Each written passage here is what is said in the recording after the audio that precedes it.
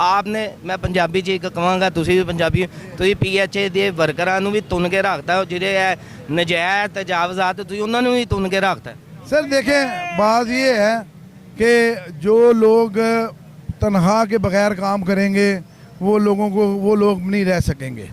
मैंने अब भी 123 लोगों को निकाला है, ठीक है। क्यों आपने ये आपकी बात कंटिन्यू करता हूँ, आपने एक रेफरेंस भी जमा करवाया पंजाब असेंबली करवाया जी, मैंने रेफरेंस भी जमा करवाया। ये देखें, मेरी बात सुने, जो आपके अवाम के दरमियान खड़ा होगा ना, मेरे और अवाम के दरमियान खड़ा होगा, अवाम के काम नहीं करेगा, वो चाहे कोई भी हो, मैं रेफरेंस करवा दूंगा।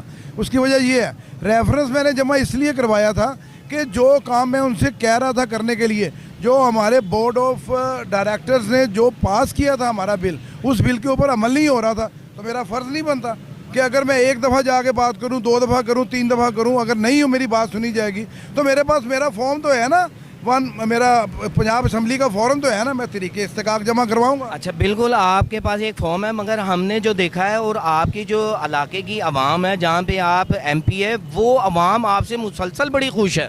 इसकी वजह ये है कि मैंने वहाँ से एक ऐसे आदमी को निकाला जो 3 दफ़ा का वहाँ पे MNA था और काम करता नहीं था। मेरा उसके साथ कुछ ज़ाती कोई इख्तलाफ नहीं था, इख्तलाफ मेरा था काम के बारे में। जब मियाँ मोहम्मद नवाज शरीफ 2013 से लेकर